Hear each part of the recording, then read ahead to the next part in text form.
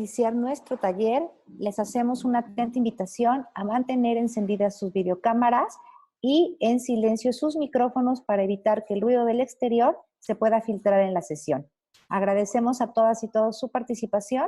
En breve estaremos dando inicio a nuestra actividad.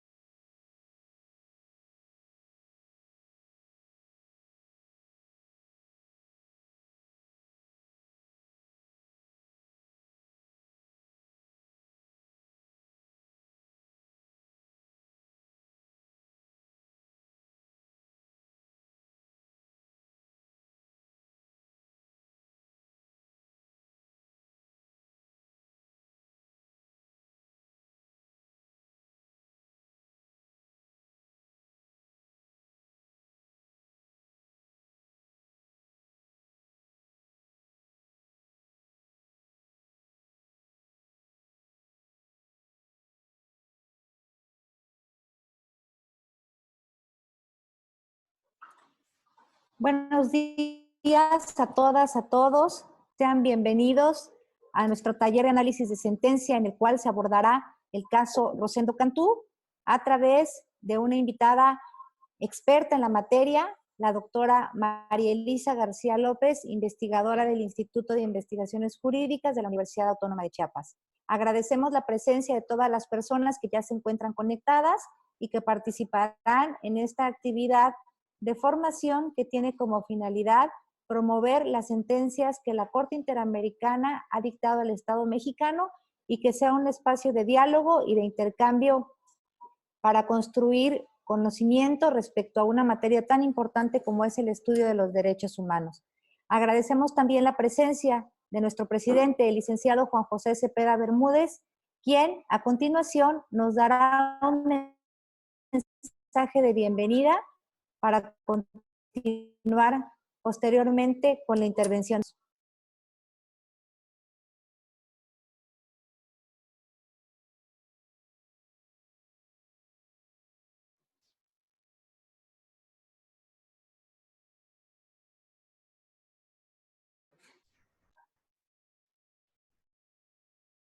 Presidente, ¿escuchamos su mensaje, por favor?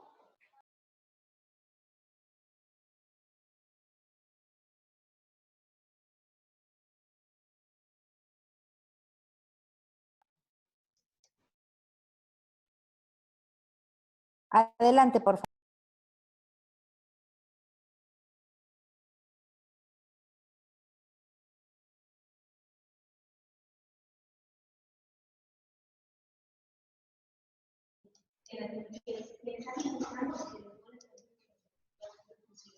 Ya. Ya Ya, le escuchamos, gracias. presidente. Ya, gracias. Perdón, lo que pasa es que quien tiene ahí el control debía darme acceso. Agradezco mucho que ya lo hicieron. Muy, muy amables. Quiero, bueno, en primer lugar, saludar a la doctora María Elisa García López, investigadora del Instituto de Investigaciones Jurídicas de la UNACH, a quien ya refirió Elenita como una experta en la materia, pero creo que algo que no mencionó Elenita y es muy importante señalar es que la doctora María Elisa es una aliada, es una amiga de la Comisión Estatal de los Derechos Humanos, cosa que valoro muchísimo y agradezco que hoy nos apoye con el análisis de la sentencia Rosendo Cantú y otra contra México, emitida en agosto de 2010 por la Corte Interamericana de Derechos Humanos. Sean todas y todos bienvenidos. Realmente es un gusto volver a estar aquí con ustedes. Agradezco que le den importancia a la invitación que la Comisión Estatal les hace los miércoles de cada 15 días para analizar las sentencias de la Corte Interamericana. Y lo agradezco porque su presencia aquí es muestra evidente de su interés para que juntos reflexionemos sobre la defensa de los derechos humanos en el contexto internacional. El caso que examinará hoy la doctora García se refiere a la responsabilidad del Estado mexicano por violación y tortura a la señora Rosendo Cantú, así como la falta de debida diligencia en la investigación y sanción de los responsables de hechos que ocurrieron el 16 de febrero de 2002. El escenario, pues ustedes lo saben, fue en el estado de Guerrero. La autoridad responsable, las autoridades militares en la región, y las víctimas, pues son los miembros de la comunidad indígena. Es una sentencia que lamentablemente no pierde vigencia. Las conductas que infligen dolor, que trauman, que tienen consecuencias para la salud física, psicológica y social de quienes las sufren, aún persisten. Esa es nuestra realidad. La dignidad de las mujeres se sigue ofendiendo hoy en día. Por eso, es una sentencia que ocupa un lugar relevante en la historia de la defensa internacional de los derechos humanos en el territorio mexicano. Este caso transitó 8 años por las instancias de justicia nacionales y fue hasta mayo de 2010 que el asunto llega a la Corte Interamericana. Ya vamos a notar que la violación de los derechos humanos se aborda con diferentes grados de profundidad, desde la violencia física a la señora Rosendo, las dificultades que tuvo para conseguir la atención médica, las dificultades para tener acceso a la justicia ante las autoridades mexicanas, el daño psicológico a la señora y a su hija, que fue maltratada y torturada mentalmente, la falta de reparación del daño, la intromisión ilegal de la justicia militar en un caso civil. ¿Sí? Se observa, pues, una grave discriminación de las autoridades cuando se trata de atender y apoyar a los miembros de etnias y de pueblos originarios. En los hechos de esta sentencia se encuentra visible, se hace evidente la vulnerabilidad de las comunidades indígenas ante la presencia de autoridades externas. Se cometen excesos y se deja en indefensión a quienes se debería proteger. Esa es la razón de que estén las autoridades. En ese contexto, las mujeres aún son sometidas a la violencia estructural que ha existido históricamente y la constante de inseguridad para ellas y para su familia persiste. Pero bueno, la sentencia, esta sentencia permite por primera vez que se emita una condena penal contra los militares responsables. Yo creo que es muy oportuno analizarla hoy porque es necesario que sigamos reflexionando acerca de la participación de las Fuerzas Armadas en la tarea de seguridad pública, pero sobre todo que sigamos reflexionando respecto a la violencia estructural contra las mujeres. Pues si bien es cierto que de la fecha de la sentencia que estamos analizando al día de hoy el país ha avanzado en materia de implementación de protocolos, ¿sí? Esto pueden ser o son insuficientes, no solo en su diseño, también en su implementación, sobre todo cuando carecen del enfoque de derechos humanos. Hace 18 años, en 2002, el caso de la señora Rosendo Cantú. Hoy, lamentablemente, el caso de la doctora Mariana Sánchez Dávalos. Pero, bueno, yo hice estos comentarios con el propósito fundamental de agradecerles a todas y todos que participemos en este análisis que nos compartirá la doctora, y agradecerle a ella, a la doctora Elisa, que siempre está en apoyo a la Comisión Estatal de Derechos Humanos. Muchísimas gracias, doctora, y nuevamente gracias a todas y todos. Gracias, presidente, por este mensaje de bienvenida a este taller de análisis de sentencia del caso que, como usted ya señalaba, será el de Rosendo Cantú. A continuación, me voy a permitir compartir con ustedes parte de la trayectoria de nuestra invitada del día de hoy, que como ya lo mencionaba el presidente en sus palabras, ha sido una aliada de la Comisión Estatal y del Instituto de Investigación y Capacitación en Derechos Humanos. María Elisa García López es doctora en Derecho por la Universidad de Salamanca, España, en cuya facultad estudió la licenciatura y fungió como profesora de Derecho Constitucional desde el año 1998 hasta el 2008.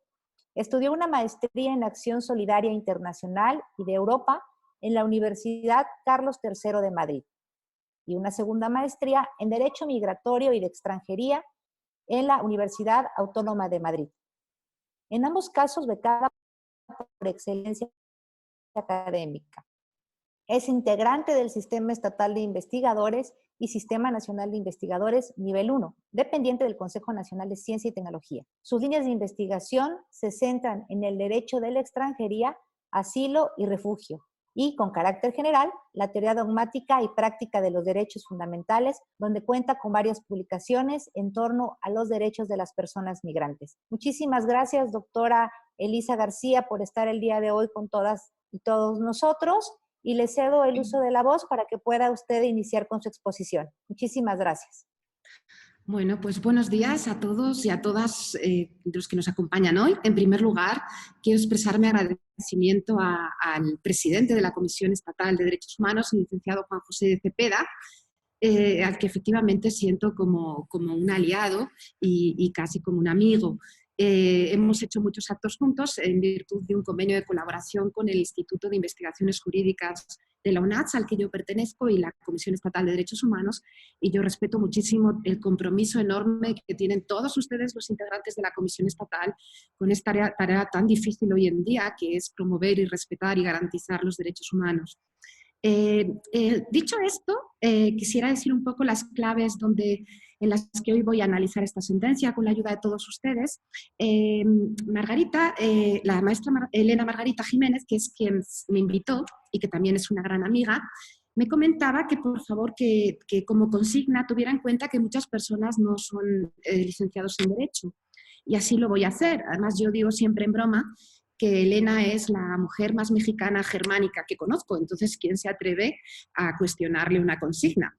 La cuestión es que esta es una sentencia muy importante, muy larga, toca muchos elementos y que, como muy bien dijo el presidente de la Comisión Estatal, está absolutamente de actualidad. Entonces, aquí el reto es estirar el tiempo para que podamos explicar lo mejor que pueda todo, con la mayor claridad, y por eso, siguiendo esa consigna, voy a intentar, en la medida de lo posible, no hablar de artículos, salvo que sea absolutamente necesario, porque sean derechos que se violan en este caso y tenga que comentarlo. Si no, voy a intentar, digamos, esas fuentes de erudición que al final pueden ser un poco vanas, porque los artículos están ahora a la disposición de cualquiera, en aras de la claridad.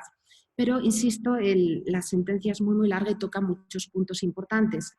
Sin más, voy a empezar a compartir pantalla.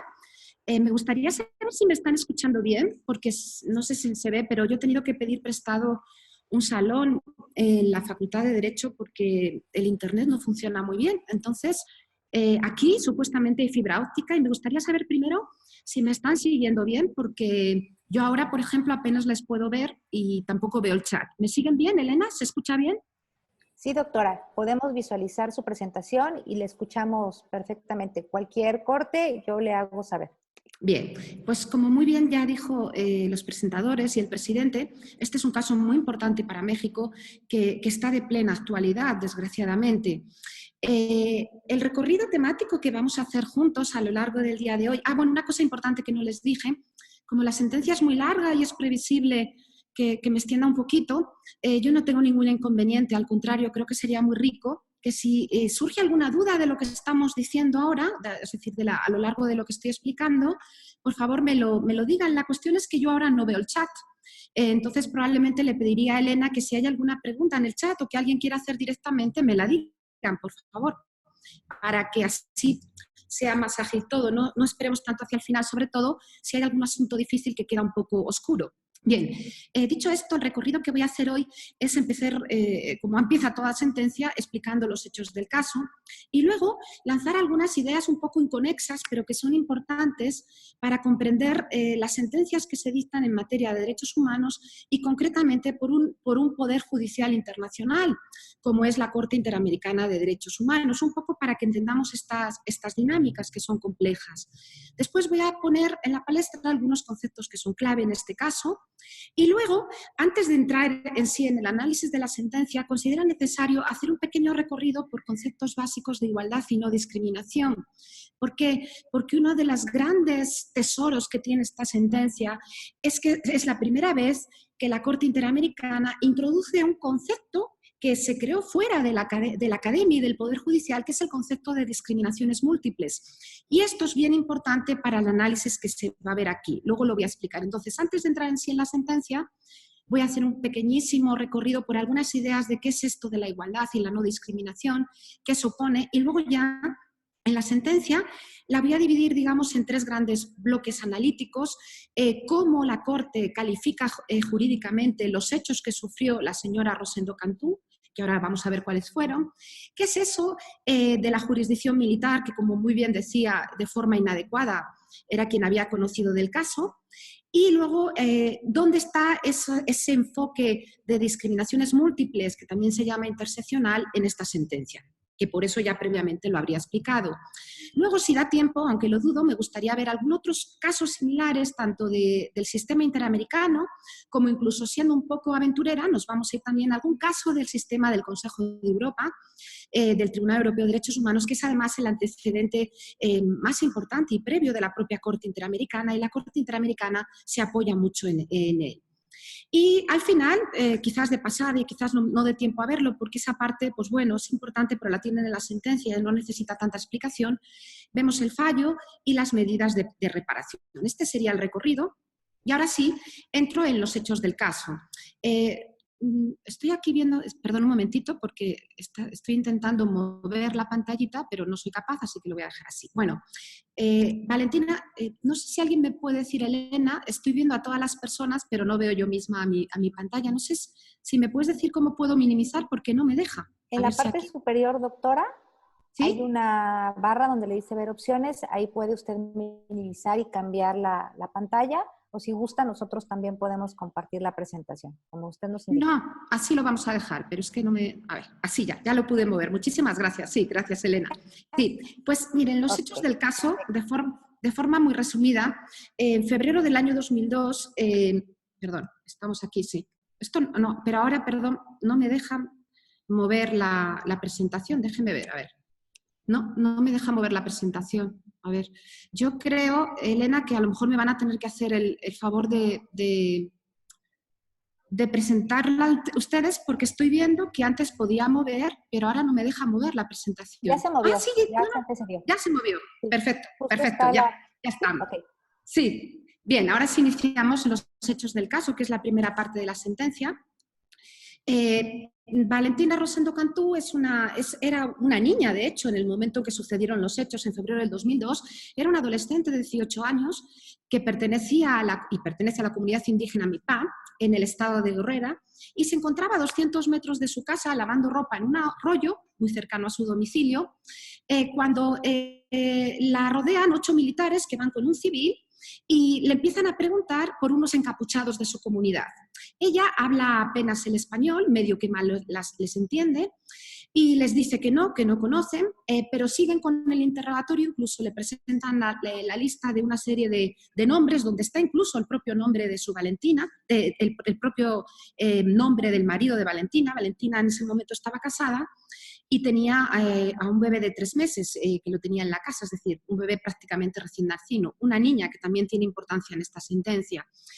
La cuestión es que ella les comenta que no sabe ni del paradero ni cuáles son la identidad de esos hombres encapuchados, pero lo que consigue es que es golpeada por uno de ellos en el abdomen con el fusil, la amenazan tanto a ella como a su familia y finalmente es violada de forma sucesiva por 2 de los militares que le interrogan en presencia de los otros 6 restantes, incluido el civil, que solamente presencian y 2 la violan. Bien.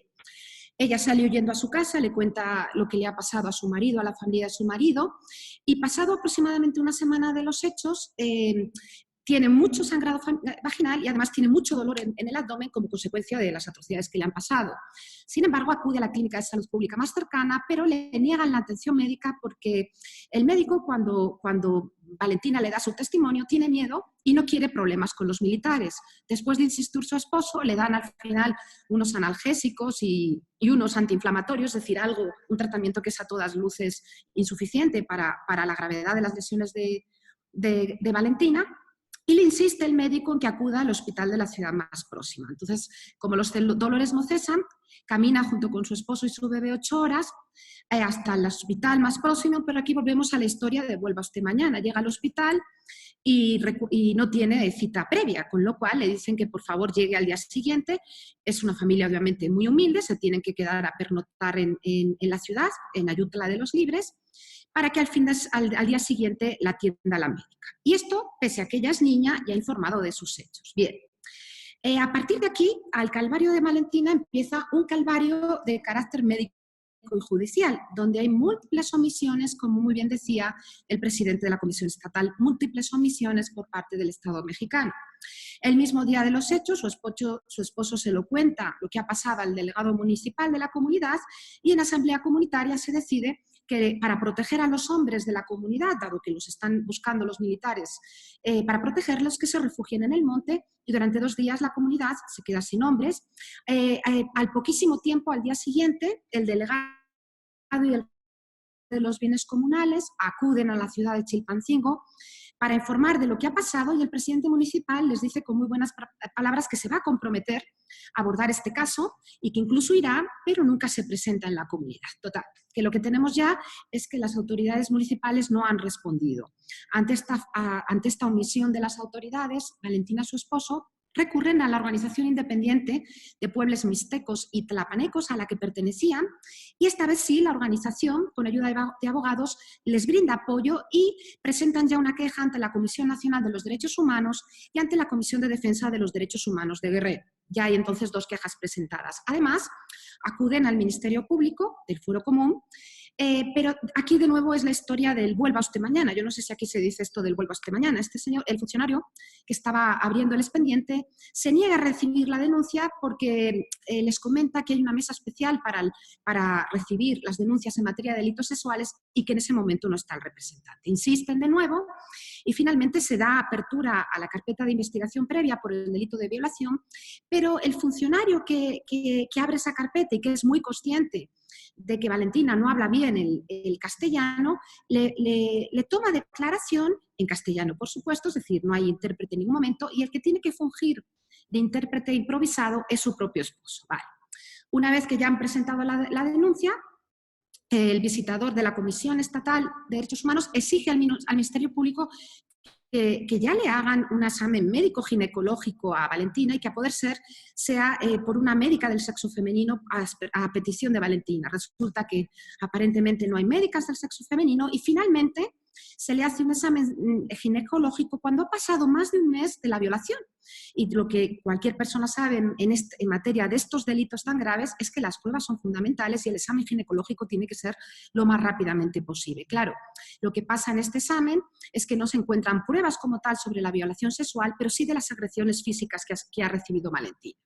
Bien, como la investigación no reporta avances, aquí pasa otra cosa bien importante, que es que el Ministerio Público del Fondo Común, que ha tenido muchas deficiencias en la investigación hasta este momento, decide que como hay al menos dos militares involucrados en la denuncia, ellos no pueden conocer del caso y hace lo que se llama una declaración de competencia a favor del fuero castrense, es decir, remite el caso al fuero militar y además el fuero militar, que es el que ahora va a llevar la investigación, decide archivar la indagatoria porque no acreditan el delito de violación. Bueno, en el camino, y aquí voy a resumir mucho, en el camino Valentina formula 2 recursos de amparo para impugnar la competencia del fuero militar, porque imagínense ustedes que ella acuda a prestar declaración frente a los propios militares, es decir, es juez y parte, la independencia estaría absolutamente cuestionada y además hay constantemente una revictimización.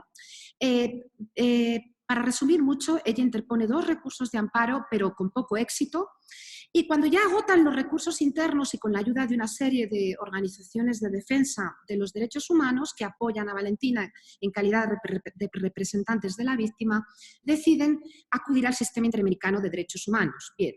Lo que hay aquí lo he puesto solamente para aquellas personas que estén entrando por primera vez a estos recorridos por sentencias de la Corte Interamericana y que no sean de derecho.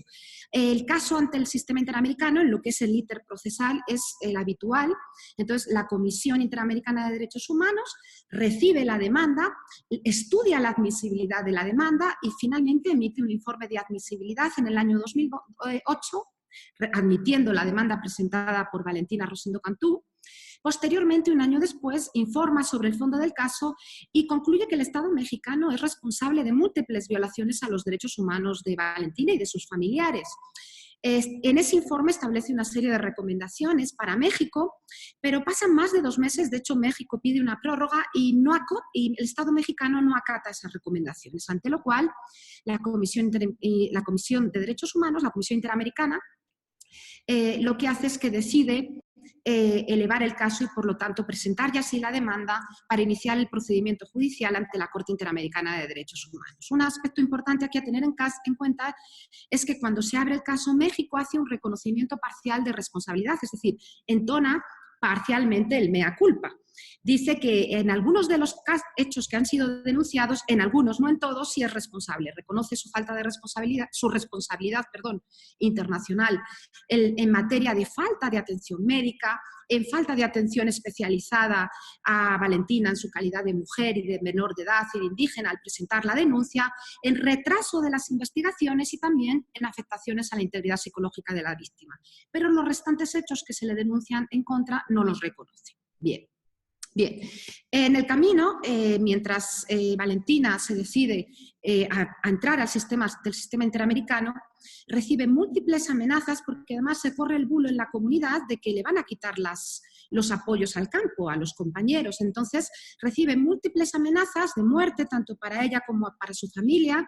Tiene que salir de la comunidad, se tiene que separar de su esposo porque además, como es indígena y ha sido víctima de violación, hay, digamos, una afectación muy superior que luego veremos porque es repudiada por la propia comunidad. Es decir, un contexto de enorme dramatismo, desde que suceden los hechos, revictimización constante, absoluta falta de diligencia y, por lo tanto, negligencia absoluta del Estado mexicano y, además, ella, ante su comunidad, es no víctima, sino casi culpable.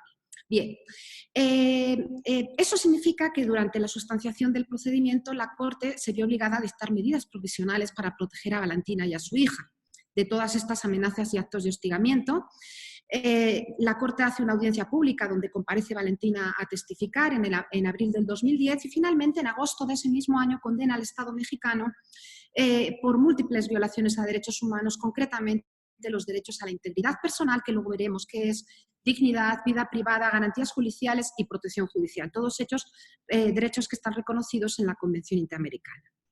Y ya cuando, después de esta condena, y como muy bien dijo el licenciado Juan José, uno de los grandes méritos es que, y siguiendo por supuesto las medidas de reparación de la Corte, dentro del Estado mexicano se abre por fin el procedimiento judicial para dar justicia a Valentina, y esta vez, ahora sí, ante el fuero civil, y finalmente son condenados 2 militares. Bien, aquí ya un poco para que no sea tanto rollo por mi parte, está la foto de Valentina compareciendo ante la Corte Interamericana, que como saben tiene su sede en Costa Rica, y ella dice, lo que pido es justicia y que se castiguen a los militares. Llevo 8 años de no poder regresar a mi comunidad, 8 años de impunidad. Y no nada más a mí, hay muchas mujeres violadas por el ejército que no lo denunciaron por miedo. Me da tanto miedo de encontrar otra vez a los militares, vivo con mucho miedo, no puedo regresar mientras están los militares. Vale. Tras la sentencia de la Corte, ya dije un poco de forma muy rápida que se consiguió abrir el procedimiento en el fuero común, 2 militares fueron condenados, pero hay que tener en cuenta que en el camino han pasado de 16 años de calvario para Valentina, pero finalmente logra la justicia que el Estado mexicano no le dio inicialmente. Y otra cosa bien importante es que como fruto de esta sentencia, entre otras muchas cosas, se logra reformar el Código de Justicia Militar mexicano, que luego veremos que tiene una parte muy importante para todas estas disfunciones del fuero castrense, ¿vale?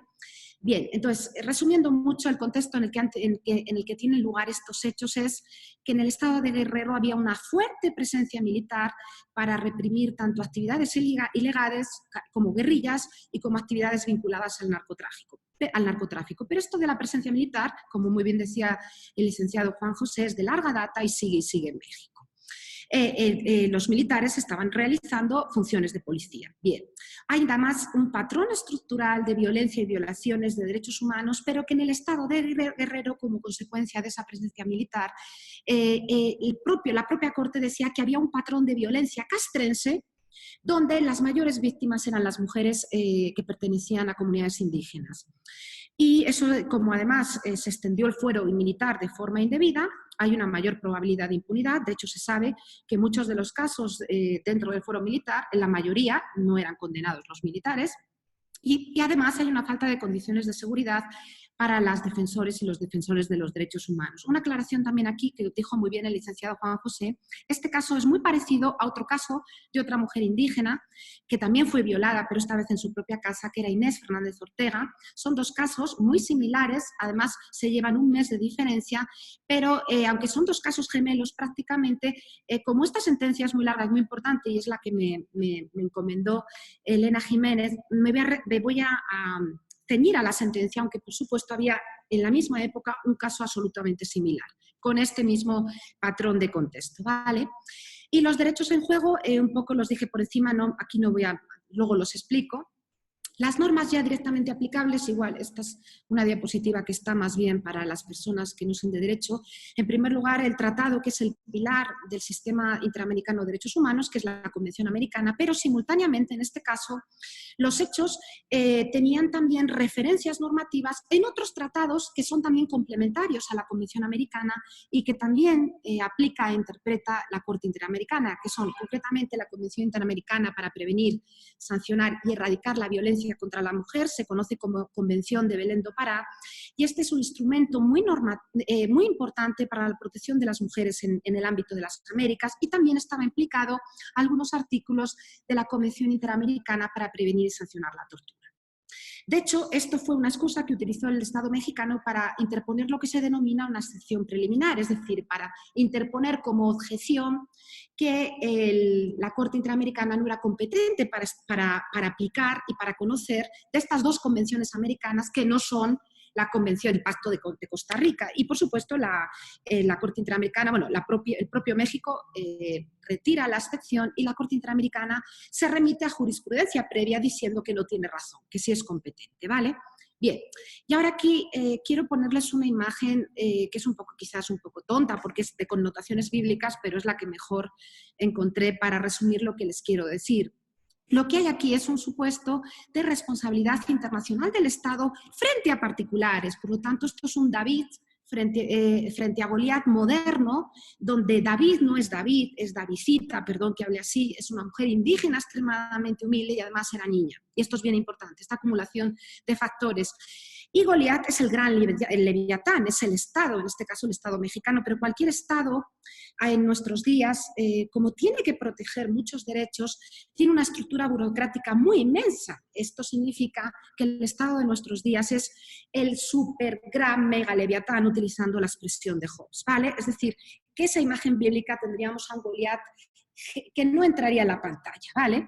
Pero gracias a esto, gracias al avance del derecho internacional y gracias a acontecimientos traumáticos de la humanidad, esto ha sido posible. Concretamente, la responsabilidad internacional del Estado existía desde hace muchos siglos, pero lo que es nuevo es que el Estado sea responsable frente a particulares y frente a un organismo internacional. Esto es algo absolutamente nuevo. De hecho, la Corte Interamericana tiene 41 años de trayectoria.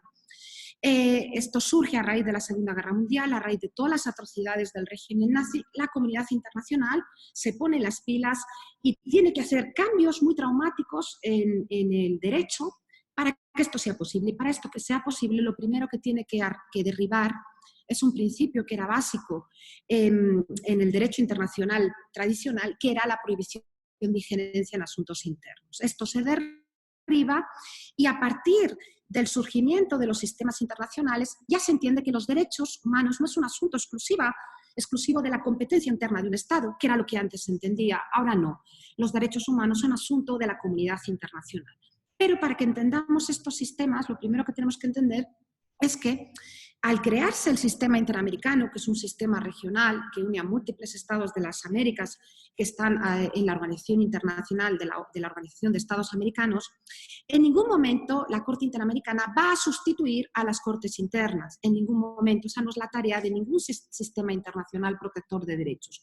Conviven y actúan como una cláusula de salvaguardia solamente cuando el Estado interno, en este caso México, o cualquier otro Estado miembro de la Convención Americana, miembro de la OEA y que además ha reconocido la competencia de la Corte Interamericana, viola y no repara los derechos de las personas que están dentro de su territorio, tanto nacionales o no. Vale, otra cosa que me gustaría comentar es que todos los sistemas internacionales, y la Corte Interamericana no es ninguna excepción, están en lo que se llama emprendiendo un diálogo judicial, es decir, están interconectadas.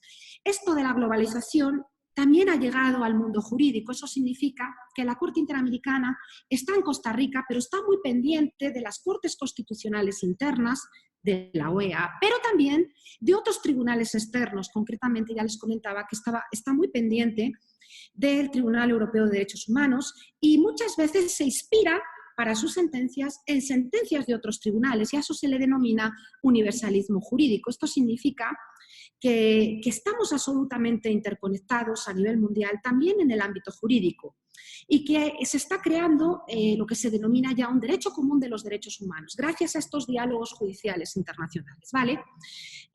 Ahora sí, ya entro al caso Rosendo. Hasta aquí no sé si hay alguna inquietud, porque siento que he hablado mucho y más que queda, y probablemente ya alguno esté un poco desconectado y dormido. Si hay alguna inquietud, por favor, Elena, como yo no veo los chats, me lo dicen, o si no, cualquier persona que la quiera comentar, por favor, con confianza, sería bueno. ¿Sí? Bueno, entonces voy a seguir, perdón, metiéndoles rollo, pero es que el caso es largo. Bien, entonces aquí en este caso, para que entendamos el caso, tenemos que saber que involucra dos aspectos que son, digamos, muy protegidos en el ámbito internacional. Utilizando una expresión didáctica, pero un poco tocna, son bestsellers del ámbito internacional. Y están, en primer lugar, la prohibición de la tortura. La prohibición de la tortura es una norma de carácter absoluto. Y la prohibición de la tortura constituye un contenido, es decir, una faceta del derecho a la integridad física y psíquica. Esa es, por un lado, una prohibición de carácter absoluta que nunca se puede suspender, aunque estemos en circunstancias extraordinarias. Piensen, por ejemplo, lo que está pasando ahora con la pandemia en muchos países. Han visto que yo, por la forma de hablar, soy española. Mi propio país está en estado de alarma. Es decir, incluso aunque estemos en circunstancias muy extraordinarias, estos derechos no se pueden suspender, son inderogables. Número uno. Número dos, la prohibición de discriminación. Por todo lo que les he contado del caso de Rosenda, Rosenda sufrió múltiples discriminaciones. En sí misma, la violencia contra la mujer es un acto de discriminación. Por eso aquí, esta es una de las partes más importantes. Uno de los avances que hace aquí la Corte Interamericana es incluir un análisis que era muy novedoso, y que los tribunales internacionales no habían incluido. Es decir, incluir estos elementos donde una persona tiene múltiples factores de discriminación y eso supone un agravamiento tanto de las causas como de los efectos. Sí. Bien, ideas para comprender las sentencias, creo que aquí lo paso porque si no estamos hasta mañana, pero bueno, lo que quisiera decirles es que cualquier sentencia en materia de derechos humanos tenemos que entender que los derechos se enuncian de forma a veces muy lapidaria. Vamos a poner un ejemplo. Aquí va. Estos son derechos que están involucrados en este caso. El derecho a la integridad personal, lo que nos dice la Convención Americana en su artículo 5, nos dice toda persona tiene derecho a que se respete su integridad física, psíquica y moral. Nadie debe ser sometido a torturas, ni a penos o tratos inhumanos o degradantes, pero no nos dice qué es la integridad física, psíquica o moral, cuando hay tortura. Eso nos lo van a decir muchas otras normas. Pero por mucho que nos digan las otras normas, siempre en materia de derechos humanos, la creación de los jueces es esencial.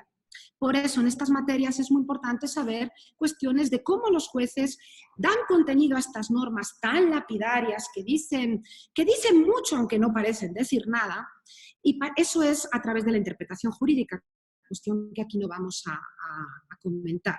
Y otra idea que quiero que tengan en cuenta es que todos estos sistemas normativos que han surgido a raíz de la Segunda Guerra Mundial y que complementan a los sistemas nacionales, pero no los sustituyen, actúan simultáneamente. Entonces, la imagen que podríamos tener es una serie de círculos concéntricos donde en el medio está el Estado, en nuestro caso México, pero también Uruguay, Argentina, Brasil, cualquier Estado parte, que haya reconocido en este caso la jurisdicción de la Corte Interamericana. Vale. En el medio tenemos al Estado Nacional y luego tenemos otro círculo concéntrico donde está el sistema interamericano.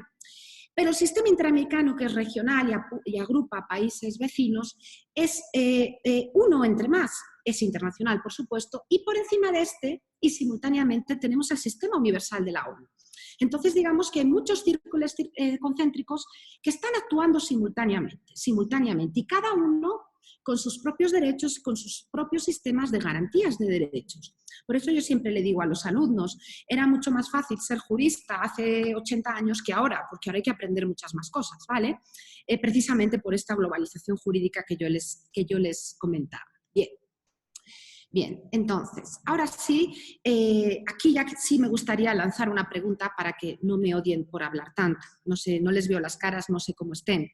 Pero bueno, esta yo les comentaba que es una sentencia pionera, porque por primera vez la Corte Interamericana, cuando ni siquiera el Tribunal Europeo de Derechos Humanos, que está en Francia, en Estrasburgo, se había atrevido a meterlo, mete un enfoque nuevo en los derechos que se denomina análisis interseccional o de discriminación múltiple. Y aquí me gustaría hacer algunas reflexiones. Primero, ¿qué es la igualdad? Este es el mundo mundial. Yo sé que la pregunta es muy grande, pero a mí me pasa mucho que muchos alumnos llegan a la clase y me dicen, es que la igualdad es el derecho, y además lo dicen de forma muy reivindicativa, es el derecho que todos tenemos a ser iguales. Y yo les digo, wow, realmente la igualdad es el derecho que todos tenemos a ser iguales, piénsenlo, nos convertiríamos en ovejas dolis, poco menos. La igualdad es absolutamente compatible con el pluralismo, la igualdad respeta las diferencias y la igualdad es uno de los motores del Estado. Es decir, la igualdad está en la base de la construcción del Estado constitucional, que sigue siendo el Estado de nuestros días. Piensa en el ideario de la Revolución Francesa, que era libertad, igualdad, fraternidad. Eso es absolutamente vigente. Pero la igualdad que regía en la época inmediatamente posterior a la Revolución Francesa, que es cuando surgen los estados constitucionales en sentido moderno, era una igualdad de tabla rasa. Es decir, era una igualdad que estaba muy parecida a eso que dicen los alumnos, era una igualdad en la que se pretendía que las leyes fueran iguales para todos, porque había que acabar con una sociedad estamental donde cada grupo social tenía leyes propias, sistemas normativos propios y hasta jueces propios. Entonces, había que acabar con ese sistema de privilegios y de opresiones y para ello tendríamos que establecer una igualdad tabla rasa, por decir. Pero la igualdad es un concepto que ha ido evolucionando mucho a lo largo del tiempo, que a día de hoy permite, no solamente permite, sino que obliga a hacer tratamientos diferentes. Por eso la Corte distingue entre aquellos tratamientos que son legítimos, que son correctos, y los llama diferenciaciones. Imagínense, no es lo mismo que yo, que trabajo para la UNACHS, pague los mismos impuestos que Carlos Slim. ¿vale? Esa diferenciación es correcta porque yo no tengo el sueldo ni los salarios estratosféricos, que no me entraría la cifra en la cabeza, de Carlos Slim. Entonces, ese sería un ejemplo de diferenciación.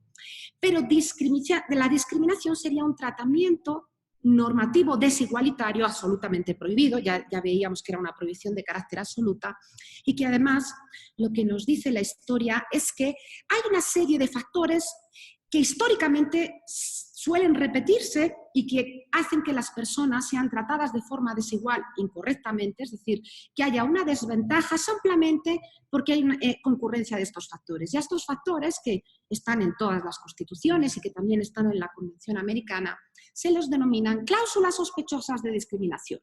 En presencia, por ejemplo, de la raza, el color, el origen nacional, el estatus social, ya sabemos que hay algo que huele mal. Y estoy utilizando la expresión huele mal, utilizando bases jurídicas que vienen de muy atrás, ¿vale? Entonces, cuando hay estos factores de discriminación, lo que tienen que hacer los jueces es invertir la carga de la prueba. ¿Esto qué significa? Significa que la presunción de inocencia se diluye y que si el Estado, en este caso México, es acusado de discriminaciones, tiene que ser el demandado, es decir, México, el que destruya la carga de la prueba, es decir, el que demuestre que no discriminó, que esto es contrario a lo habitual.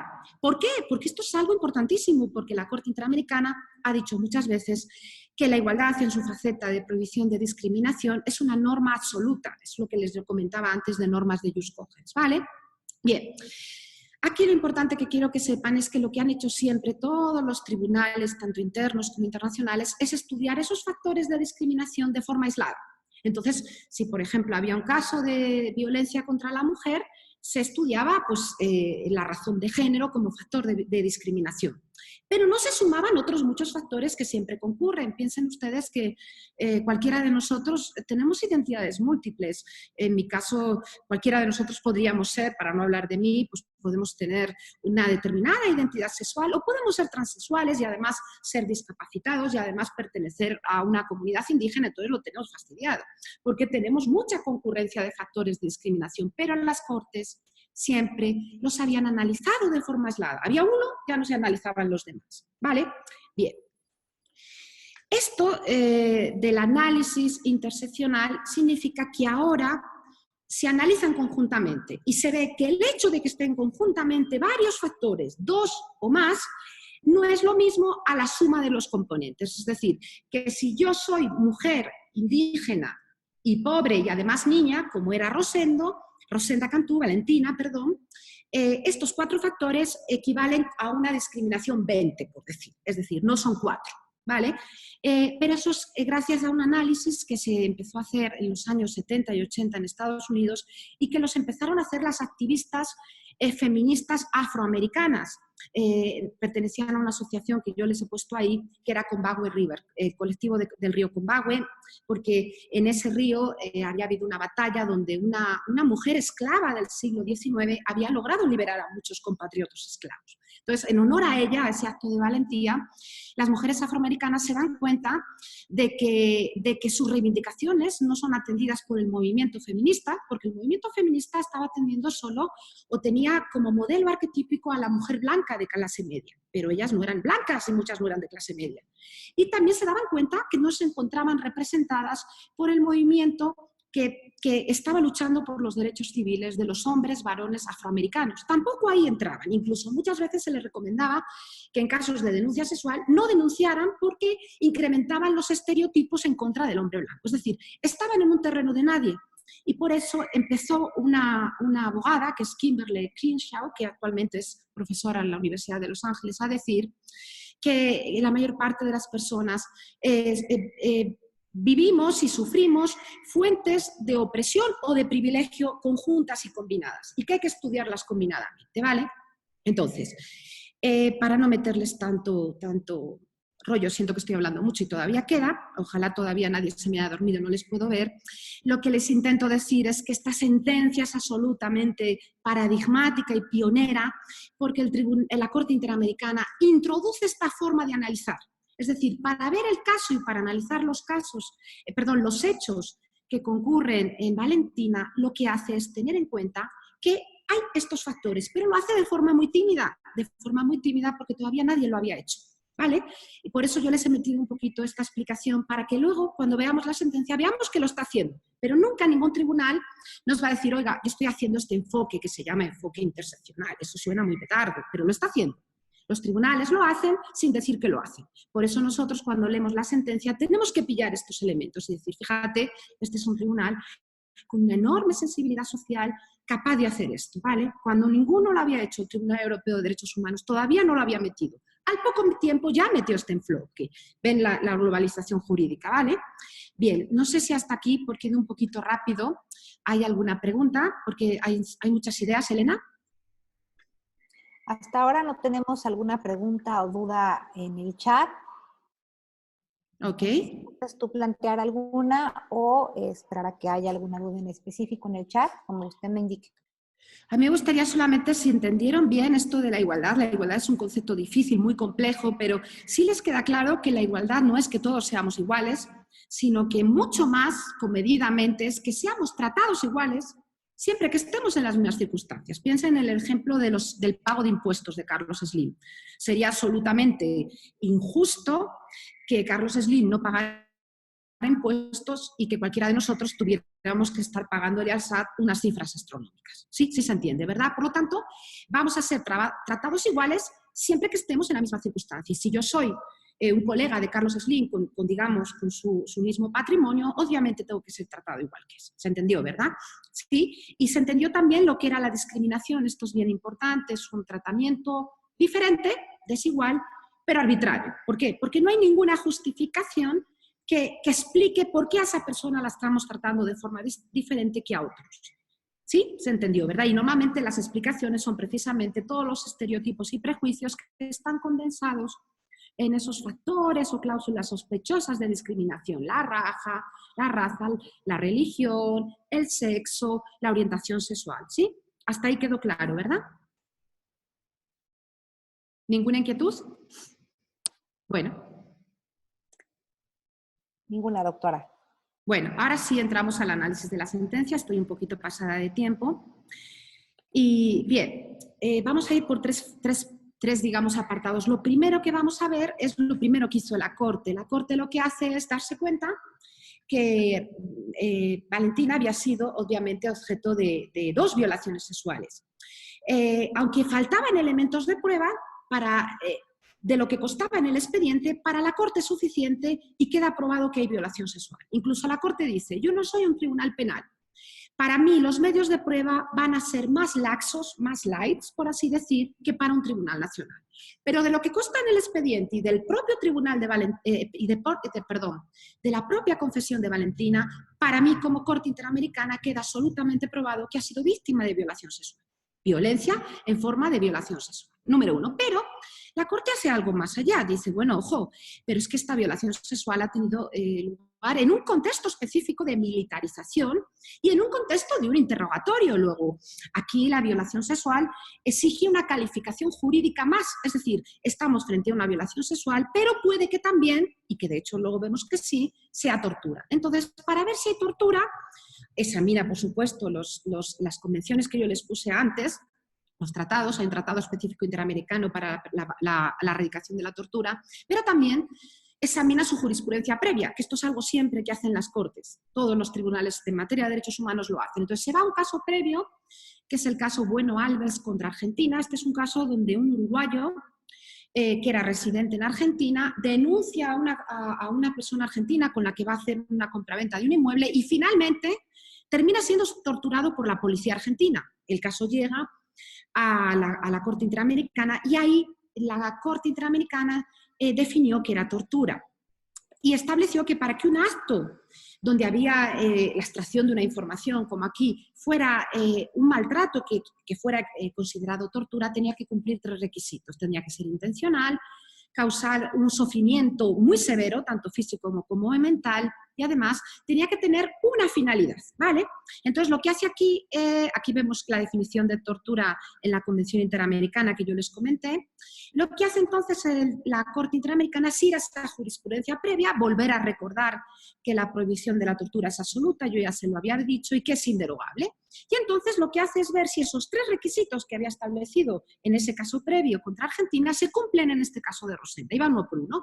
Dice, ¿lo que le pasó a Rosenda es un maltrato deliberado y por lo tanto intencional? Claro que sí. Primer requisito cumplido. Segundo requisito, ¿es un sufrimiento severo? Y ahí nos dice, en cualquier violación sexual, hay un sufrimiento horrible de la víctima porque es humillada y además es una experiencia traumática. Pero la Corte aquí ya empieza a meter el enfoque interseccional sin decírnoslo, ojo, lo hace en su razonamiento. Al leerlo, si sabemos, lo vemos. Empieza a decir, bueno, pero para ver la intensidad del sufrimiento de Valentina tenemos que ver sus circunstancias. Y aquí vienen sus circunstancias. Es una mujer indígena. No es solamente una niña y una mujer, sino que es indígena. El sufrimiento horrible de cualquier violación sexual hay que verle que en este caso ha sido estigmatizada por su comunidad, ha tenido que abandonar su comunidad y vivir en el desarraigo en una ciudad. Su hija ha tenido un montón de problemas, incluidos psicológicos, cambios de colegio, sin adaptación, sentimientos de inseguridad, y además su esposo la abandona porque está siendo estigmatizada y cuestionada. Entonces, en este caso, la severidad del sufrimiento es, digamos, muy superior por el contexto y por los factores de discriminación que concurren en la víctima. Ven aquí, ¿verdad? Esto cualquier persona con sensibilidad lo haríamos, pero aquí lo están haciendo muy bien fundamentado jurídicamente. Y luego lo que dicen es que también este acto tiene una finalidad, que en este caso no solamente es intimidar y humillar y controlar a la víctima, sino además es que la están castigando porque no dio la información, ¿vale? Entonces la Corte, clarísimamente utilizando su jurisprudencia previa y aplicándola a este caso, considera que estamos ante una violación sexual que además es una tortura y además es una violación a la integridad personal. Estamos ya, por lo tanto, calificando de forma agravada la violación sexual, ¿sí? Y tengan en cuenta que era una norma de prohibición absoluta. Es algo especialmente grave y que el Estado lo violó y que ni siquiera lo calificó cuando el procedimiento estaba dentro de México, ¿vale? Bien. También la Corte dice que los familiares de las víctimas pueden ser víctimas. Esta es una doctrina muy asentada en el ámbito de la Corte Interamericana y de otras muchas cortes. En este caso tiene en cuenta que la niña, la hija de Valentina, que era muy chiquitita, sufrió un montón de padecimientos adicionales como consecuencia de lo que le había pasado a su madre. Y por lo tanto, Valentina es la víctima directa, pero también la niña es víctima indirecta en esta sentencia, ¿vale? Eso es bien importante. Bien. Y ahora ya la Corte empieza a ver qué otros derechos han sido violados. Y dice, bueno, vamos a examinar la posible violación del derecho a la honra y la dignidad. La honra y la dignidad es tal y como se formula el derecho en el artículo 11 de la Convención Americana. Pero claro, esta formulación tiene, digamos, unos tintes un poco antiguos. Y lo que han hecho muchos tribunales, también los tribunales europeos y también la Corte Interamericana, es darle un contenido actualizado. Entonces, lo que dice aquí la Corte es que dentro de la protección de la honra y de la dignidad se incluye la vida privada. Y la vida privada es un concepto muy difícil de definir, pero un concepto amplio, donde se incluye la vida sexual que cada cual tenemos. Por lo tanto, las decisiones sobre nuestras relaciones sexuales o no relaciones sexuales solo nos competen a nosotros como parte de nuestro derecho a la vida privada. Obviamente, la violación que sufrió Valentina supuso una agresión directa, inmediata a su derecho a la vida privada porque nadie le preguntó, ¿vale? Entonces, la violación, además de ser una violación obviamente sexual, además de ser una tortura y que por lo tanto viola la integridad personal, supone una violación adicional al derecho a la vida privada de Valentina. ¿Sí? ¿Se entendió esto? ¿Sí? Bien. No sé si se me están aburriendo. Elena, si consideres que me paso de tiempo, yo puedo cortar, porque ya estoy preocupada de que veo la hora y nadie pregunta nada. Esto es algo muy preocupante. Bueno, vamos a seguir. ¿Vamos todos bien? ¿Algo por ahí? Yo sé que voy rápido, pero más o menos se ha entendido. ¿Sí, el razonamiento? ¿Todo claro? ¿Algo que no entendieron, que les pareció que fue muy rápido? Bueno. Gracias, doctora. De tiempo vamos perfectamente y en los comentarios también han dado respuesta a que han entendido el concepto de la igualdad y hasta ahora no hay una duda tal cual que se pueda perfecto. En dado caso de que le existiera, la interrumpo. De acuerdo, muchas gracias. Entonces voy a seguir. Y aquí hay otro elemento adicional que volvemos ahí a la globalización jurídica. En materia de derechos de la mujer hay una convención que pertenece a la ONU, por lo tanto el sistema universal, que yo les decía era el círculo concéntrico de fuera, que es el Comité para la Eliminación de todas las formas de discriminación contra la mujer. Y este comité, hay una convención, un tratado internacional que recoge muchas normas para eliminar las múltiples formas de discriminación contra la mujer. Y este tratado internacional, que obviamente es una norma internacional, tiene un órgano que es un comité que lo interpreta. Bien, ese órgano ha dicho muchas veces, y lo ha seguido la Corte Interamericana, que la violencia contra la mujer, incluyendo la violencia sexual, constituye también una forma de discriminación. ¿Por qué? Porque cualquier acto de violencia contra la mujer, y la violencia es muy amplia, no tiene por qué solamente ser física o sexual, puede ser psicológica o económica, le impide de forma grave acceder al goce de otros derechos de los cuales es titular. Por lo tanto, ya tenemos otra violación adicional. Aquí hay una forma de discriminación en el mero acto de la violencia. Bien, y ahora lo que hace la Corte Interamericana es empezar a estudiar lo que se llaman obligaciones procesales. Para los que no son de derechos, aquí lo que está estudiando es 2 artículos de la Convención donde se recoge el derecho que tenemos todas personas a obtener justicia cuando consideramos que nuestros derechos han sido violados. Y este es un derecho muy importante, el derecho al debido proceso, también se llama tutela judicial efectiva, tiene muchas normas. Y dentro de este gran derecho hay múltiples derechos. Está la presunción de inocencia, el derecho a un juez imparcial. Sí, hay múltiples derechos y garantías. Y lo que hace ahí la Corte es empezar a ver cómo a lo largo de la sustanciación del procedimiento, en México, cuando se estaban investigando las denuncias de Valentina, a ver qué fallas procesales hubo ahí. Y lo primero que hubo ahí es un abuso del fuero militar.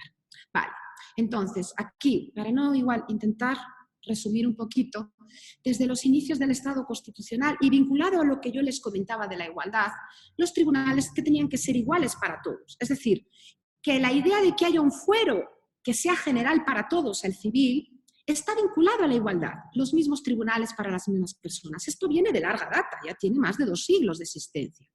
Pero además, en aquellos supuestos donde todavía hay fueros especiales, y el fuero militar o castrense lo es, tiene que ser algo absolutamente excepcional. Porque de lo contrario, nos estamos cargando un principio básico en el Estado de Derecho, que es el principio de independencia judicial. En este caso, las autoridades militares que habían cometido la violación son las mismas que investigan y que juzgan, o más bien, pertenecen a la misma institución que quien investiga y juzga el caso. Por lo tanto, nadie puede ser juez y parte. Las cosas ya están mal, está seriamente comprometido el principio de independencia. Bien, entonces aquí yo lo que les querría solamente recordar, y esto tiene que ver con la instauración de ordenamientos, los fallos que tuvo México y por otro lado la Corte Interamericana que revisa en Costa Rica. La Constitución mexicana, la base del fuero militar es un artículo 13, donde si uno lo lee detenidamente, hay una restricción del fuero militar para asuntos relacionados contra la disciplina militar. Y nos dice claramente la Constitución, si en un delito, en una falta, estuviese implicado un paisano, es decir, un no militar, la autoridad civil tiene que ser quien conozca. La Constitución mexicana es bien clara. Bien, y entonces lo que vemos aquí, y también lo ve la Corte Interamericana, es que esa norma constitucional se desarrollaba en una norma legal en México, que es el Código de Justicia Militar. Y en el Código de Justicia Militar hay un artículo, que es el artículo 57, donde establece que son delitos contra la disciplina militar los que fuesen cometidos por militares en los momentos de estar en servicio o con motivos de actos del mismo. Es decir, si uno analiza con detenimiento esta norma es inconstitucional, es decir, es contraria al artículo 13 de la Constitución mexicana, porque aquí lo que está haciendo es que el Código de Justicia Militar convierte lo que debe ser la excepción en una norma. Y eso es lo que ya había dicho la Corte Interamericana en el caso Radilla Pacheco previo. Ya le había dicho a México en la Corte Interamericana que esta disposición del Código de Justicia Militar está siendo contraria a la Convención Americana. Ya se le había dicho, ¿vale? Por eso les ponía yo aquí atrás que llueve sobre mojado, ¿vale? Bien, entonces, aquí hay mucha jurisprudencia donde la Corte Interamericana previamente había dicho que el fuero militar tenía que ser absolutamente restringido a aquellos delitos que tienen que ver con bienes jurídicos militares y que cuando hay vulneración de derechos humanos tiene que ser la jurisdicción común, no la jurisdicción militar. Y ahí bien que hay un montón de citas de jurisprudencia previa, anterior de la Corte Interamericana. En el caso de Rosendo Cantú contra México, otra vez volvió a decir la Corte que ya es suficiente con reiterar que en un Estado democrático de derecho la jurisdicción penal militar es restrictiva. Tiene que ser la excepción y no la norma, ya lo había dicho.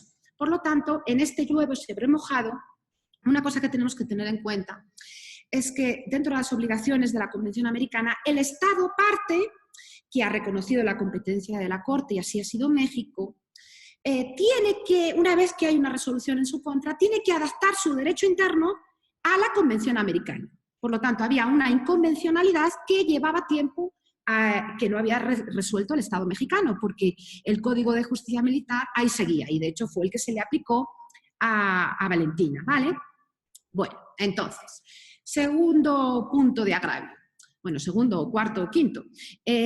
Otra cuestión importante que también nos comenta la Corte es que, claro, no solamente es que hubo una extensión indebida del fuero militar, sino que además Valentina no tuvo medios eficaces para impugnar, es decir, para ir en contra de ese fuero inadecuado. Ella lo intentó, de hecho hay 2 recursos de amparo, pero no fueron efectivos. Entonces, lo que dice aquí la Corte es algo que ya ha dicho muchas veces la Convención Americana, tal y como es interpretada por la Corte Interamericana, exige que siempre haya un recurso judicial efectivo, es decir, que cuando hay algo que supuestamente vulnera un derecho, haya un recurso para poder quejarnos al menos, es decir, doble instancia, pero aquí no hubo, o más bien la había, pero era todo formal.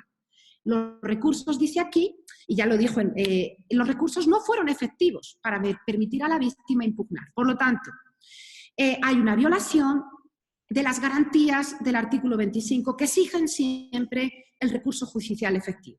¿Sí se entendió, verdad? Bien, vamos a seguir. Entonces la Corte sigue estudiando todas las faltas de la debida diligencia que hubo cuando México abrió la denuncia y empezó a investigar la violación de Valentina Rosendo Cantú. Y aquí es donde ya vemos el enfoque interseccional. Primero lo dice la Comisión y luego lo dice la Corte. Por eso se los he puesto literal.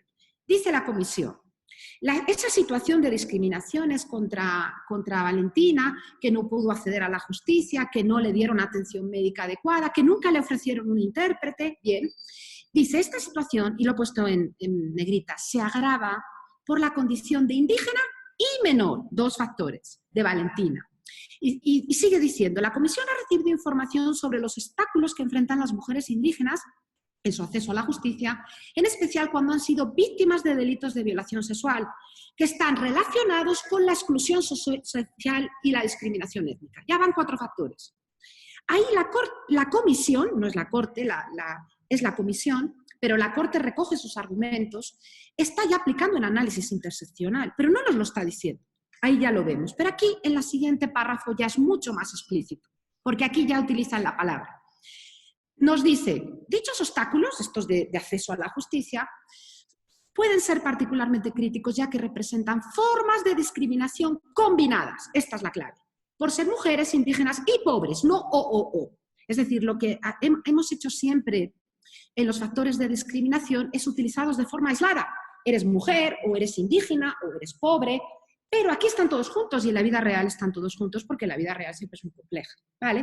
Entonces aquí tiene que ver con lo que yo les expliqué antes sobre la igualdad y este enfoque novedoso. Aquí ya está. Bueno, aquí sigue diciendo que lo que viene a decir la Corte es que cuando hay violaciones de derechos humanos, siempre el Estado parte, México en este caso, tiene la obligación de investigar ex oficio. Y además esa investigación tiene que ser sin dilaciones, imparciales y efectivas. Esta es una obligación que siempre tiene. Pero no solamente eso. Como en este caso estamos hablando de casos de un supuesto que involucra la violencia contra la mujer y además en su forma más extrema de violencia sexual, hay que tener en cuenta la Convención Belén do Pará, donde de nuevo nos dice estas convenciones que la obligación de investigar y sancionar es reforzada. Es decir, que si México en cualquier supuesto que haya violaciones de derechos está obligado a investigar de oficio, es mucho más reforzado, mucho más fuerte su obligación cuando involucra casos de violencia contra la mujer. Y dice el artículo 9 de Belén do Pará, que ahí se lo he puesto abajo, que para adoptar medidas de protección, los Estados partes tendrán especialmente en cuenta la situación de vulnerabilidad a la violencia que puede sufrir la mujer en razón, entre otras, de su raza, de su condición étnica, de migrante, refugiado o desplazada. Es decir, en este artículo ya tenemos ahí un subyacente de forma implícita, aunque no explícita, los restos de este enfoque interseccional, ¿vale? Bien. Bueno, entonces, para resumir, lo que está diciendo la Corte aplicando toda esta normativa es que en el caso de investigaciones que involucren violencia contra la mujer, hay obligaciones estatales más fuertes que aquí no se cumplieron y además hay que tener en cuenta que hay una profunda experiencia traumática y que hay que investigar, hay que evitar siempre revictimizar a la víctima, es decir, que vuelva a experimentar de nuevo todo lo que pasó al inicio del caso. En este caso, Valentina había sido enfrentada a múltiples militares en el interrogatorio, por lo tanto, estas obligaciones que eran reforzadas se incumplieron.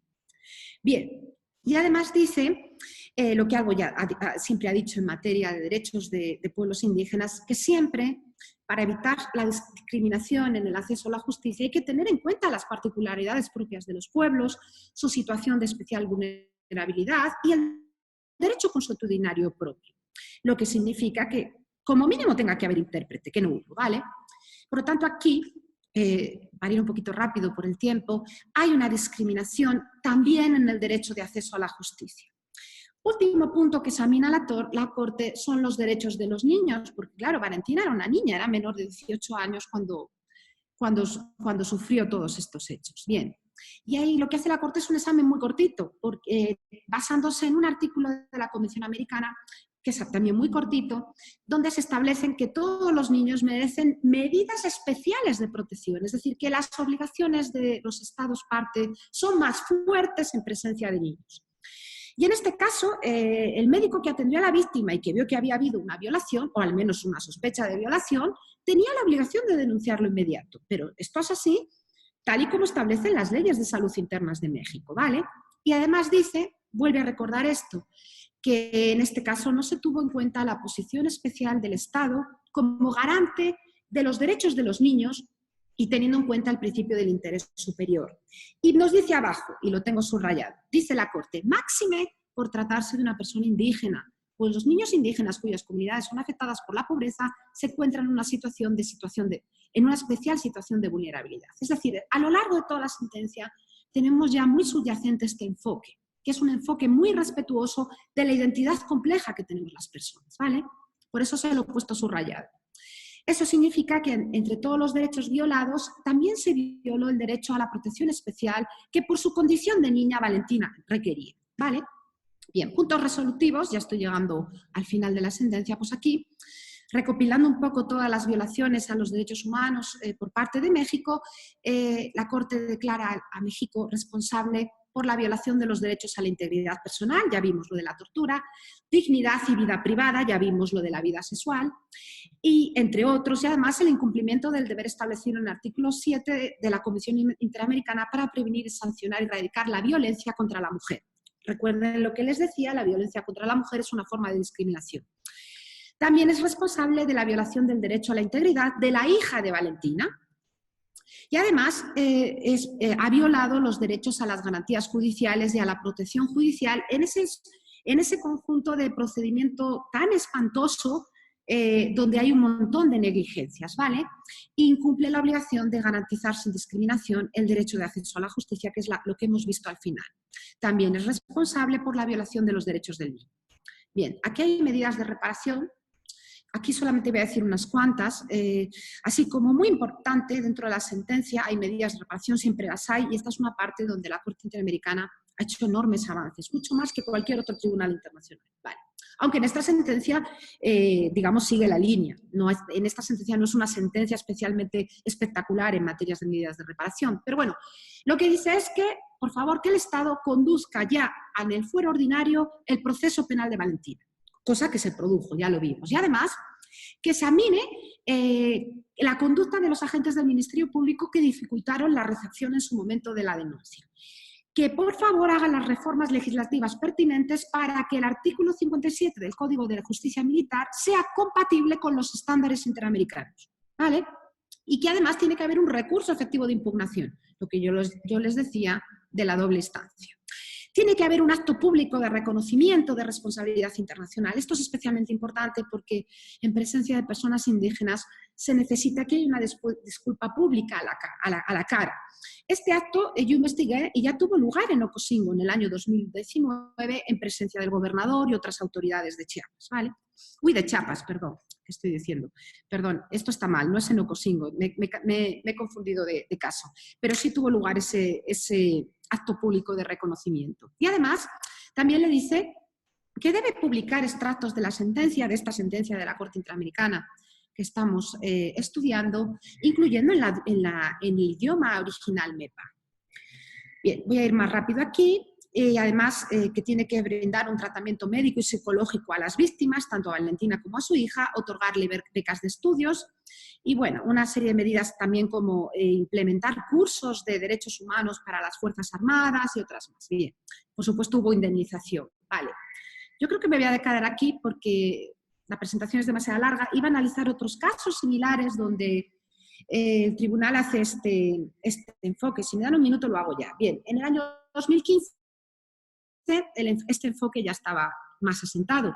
En esta sentencia el enfoque todavía es un poco tímido porque hay que leerlo entre líneas, pero el enfoque está ahí. Pero en un caso que tuvo lugar en 2005 donde había una joven ecuatoriana, de hecho una niña, igual una niña muy pobre, que va a una clínica privada, pobre claro, y es contagiada, a los 3 años de edad es contagiada del VIH. A raíz de ese contagio su vida es un infierno porque tanto ella como toda su familia sufren múltiples discriminaciones, tanto para acceder a la educación como acceder a la salud y además, lo que les decía, también los miembros de su familia. Y lo que dice aquí la Corte es: la discriminación que vivió Thalía no fue solo ocasionada por múltiples factores que confluyeron en forma interseccional. Aquí ya mete la palabra. Múltiples factores de vulnerabilidad y riesgo de discriminación asociados a su condición de niña, un factor, mujer, 2, persona en situación de pobreza, 3, persona con VIH, 4, sino que derivó en una forma específica de discriminación que resulta de la intersección de estos factores, es decir, lo que yo les decía antes. Cuando hay tantos factores de vulnerabilidad y discriminación que concurren en una persona y en un caso de violación de derechos humanos, la violación resultante, la discriminación resultante es exponencial. No es 1 más 1 más 1, 4 factores. Es 20, 30, 40, lo que sea. Vale, un poco esto lo que nos permite es una mirada mucho más realista de la complejidad social y esto nos permite al final un análisis donde los derechos se pueden proteger de forma más completa. Lo voy a dejar aquí porque si no, yo creo que no terminamos nunca. Tenía más cosas para decirle.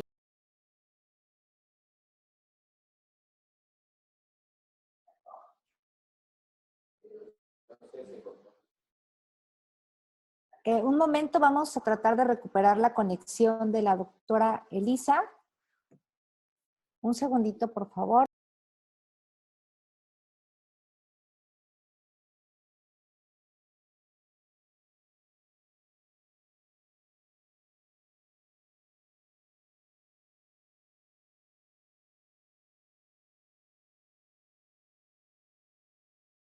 Ya está tratando de incorporarse nuevamente. Ahorita, en unos segundos más, ya estará con nosotros nuevamente la doctora, por favor.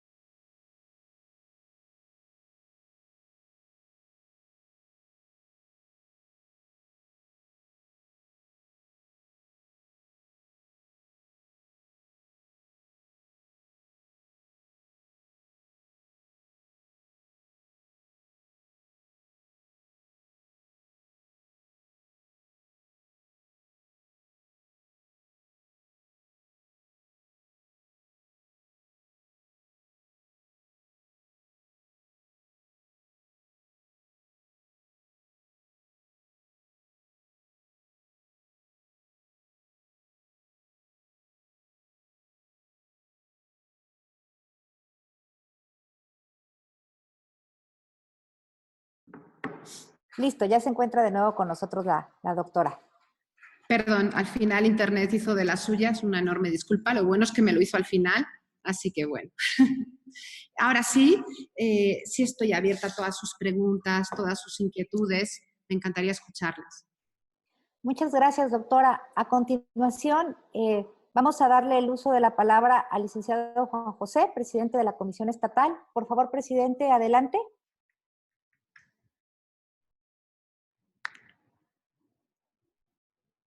Gracias, Elenita.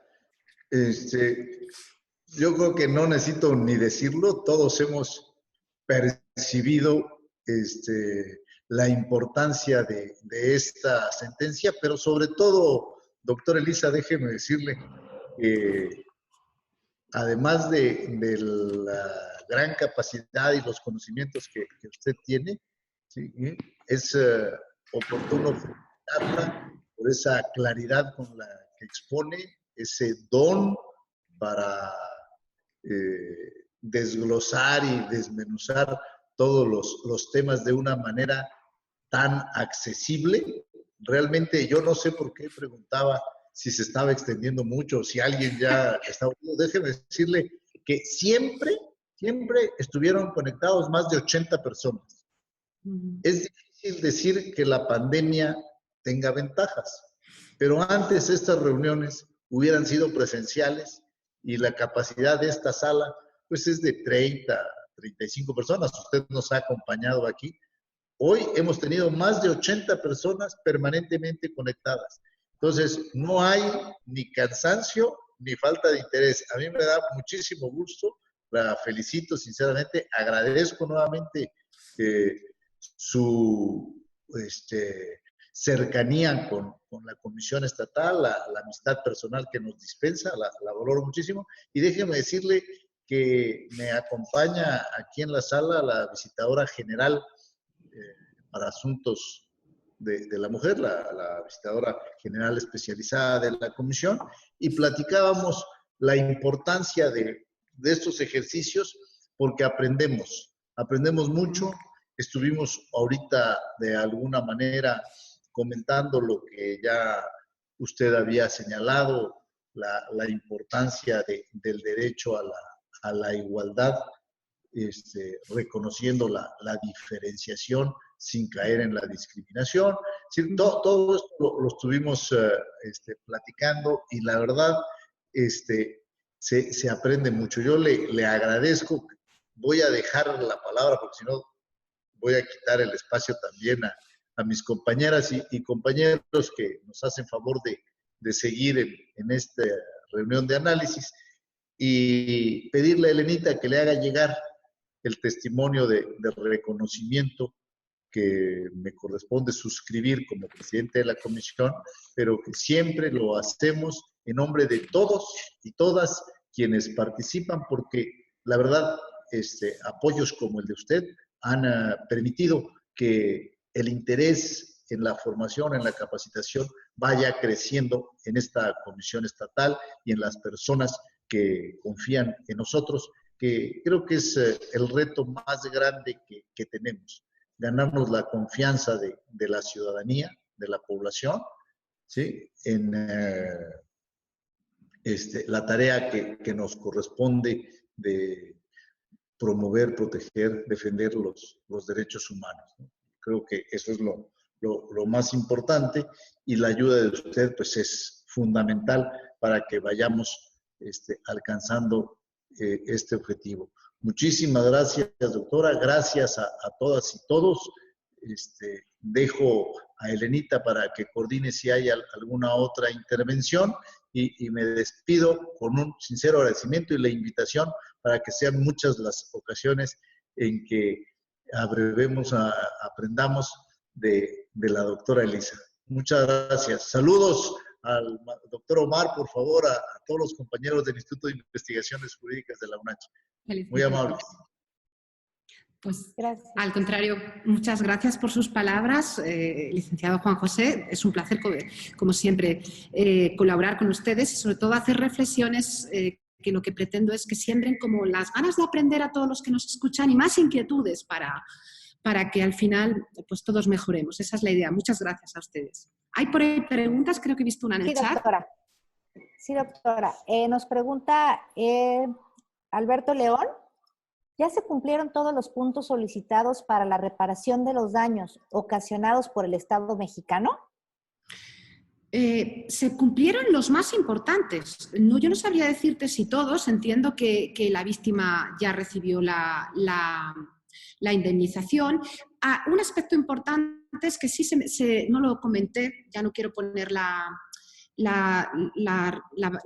presentación, pero México sí reformó por fin el Código de Justicia Militar, restringiendo la jurisdicción militar, lo cual fue un avance, porque en el anterior caso de Radilla Pacheco no lo había hecho. Entonces, los puntos más importantes se han cumplido. Hay otros que son de larga data, como cursos de capacitación a las Fuerzas Armadas, cursos de capacitación al personal que atiende a víctimas de violencia sexual y que además atiende a niñas o a niños y adolescentes.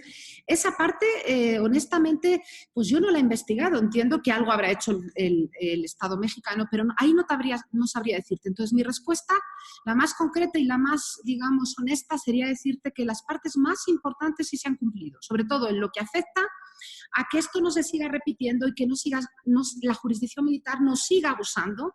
Ya se ha reformado el Código de Justicia Penal Militar. También una cosa importante que no comenté es que al poco tiempo de la sentencia, una resolución de la Suprema Corte de Justicia de la Nación, donde estableció pautas para que todo el Poder Judicial se pusiera las pilas para cumplir con la sentencia. Entonces ha habido, digamos, muy buena actuación por parte del Estado mexicano y también por parte del Poder Judicial, que aquí estaba implicado.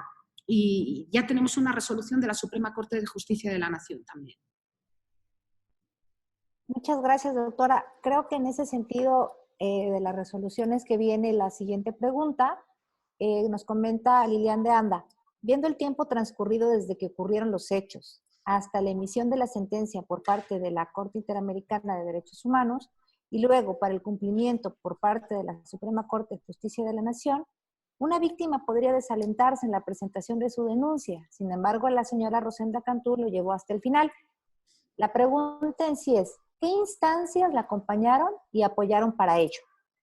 Pues es muy buena pregunta, Lilian, diste en el clavo. Uno de los grandes problemas que tienen los sistemas de justicia, sobre todo cuando llegas al sistema internacional, que exige que previamente hayas agotado todas las instancias internas, es que no te desesperes en el camino porque va a haber un montón de años hasta que llegue la resolución del caso. Entonces, obviamente, creo que alguien como Valentina tuvo una enorme fortaleza psicológica, no fue la única mujer violada de su comunidad, pero fue de las pocas que denunció, ella misma lo dice. ¿Cuántos casos de estos habrán quedado en el absoluto olvido por miedo de las víctimas? Entonces, sí, este es un gran problema, la cantidad de años. Y respecto a qué instancias la acompañaron y apoyaron en ello, fueron tres en concreto. Una de ellas la dije al comentar la sentencia, que es la Organización del Pueblo Indígena Tlaplaneco Mepá. Es así, desde el principio les acompañó y en el camino se unieron dos, una muy prestigiosa que es el Centro de Derechos Humanos, el Centro por la Justicia y el Derecho Internacional del CEGI, les acompañaron hasta el final, y también el Centro de Derechos Humanos de la Montaña Tlachinoyan, yo lo pronuncio mal. Esas tres instituciones, esas tres organizaciones dieron acompañamiento jurídico durante todo este tortuoso proceso, que fueron 16 años, a Valentina. Pero lo que hay que reconocer es que cualquier víctima, en este caso, y más con sus condiciones tan agravadas, pues ha sido una mujer muy valiente y sobre todo con una enorme fortaleza psicológica. ¿Cuántas otras en el camino, con tantas amenazas, con tantos problemas, hubieran tirado la toalla? Ese es un gran problema, el que tú mencionas, Lilian. Sí. Muchísimas gracias, doctora, por responder las inquietudes que se expresaron en el chat. No hay ninguna otra duda respecto a lo que hoy usted nos explicó, respecto al caso de Rosendo Cantú versus México. Y de manera personal, reiterarte la admiración y sobre todo la humildad con la que compartes tus conocimientos, tu amplia experiencia con todas y todos nosotros. Muchísimas gracias por dar el espacio en tu agenda y poder compartir el día de hoy en estos talleres de análisis, pues un tema tan relevante y que, como ya comentabas, fue el precedente de este concepto que ahora lo conocemos como interseccionalidad y que nos permite tener un panorama mucho más amplio de una presunta violación a los derechos humanos de las personas. Muchísimas gracias, doctora. Invitaría a todas y a todos quienes se encuentran en la sala, si pueden activar su cámara, por favor, para quienes les sea posible, y nos tomemos una foto en compañía de nuestra invitada, la doctora María Elisa García López, investigadora del Instituto de Investigaciones Jurídicas de la UNACH. Bueno, pues gracias a todos ustedes por su tiempo y por su paciencia. Hemos estado aquí hora y media y, en fin, espero no haberles abrumado ni aburrido. Ha sido un placer acompañarles y estoy ahí en el Instituto de Investigaciones Jurídicas de la UNACH al servicio de todos ustedes. Gracias por eso, por escucharme. Ojalá haya sembrado inquietudes en ustedes. Gracias.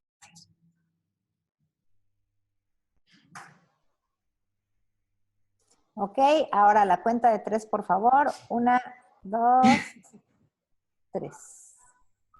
Va a la siguiente pantalla, por favor. 1, 2, 3. Muchísimas gracias, doctora. Le agradecemos infinitamente el que haya estado el día de hoy con nosotras y con nosotros. Y a todas las personas que se conectaron, muchísimas gracias. Les esperamos en el siguiente taller, en el cual vamos a analizar el caso Castañeda Guzmán. Entonces están todas y todos cordialmente invitados. Estará a cargo del doctor Pablo González, quien ya nos acompañó en una ocasión anterior, y serán todas y todos bienvenidos. Así que por favor les invitamos a estar pendientes del registro para que nadie se vaya a quedar fuera. Muchísimas gracias y que tengan todas y todos un excelente día. Gracias, doctora. Gracias a todos, cuídense. Adiós. Gracias.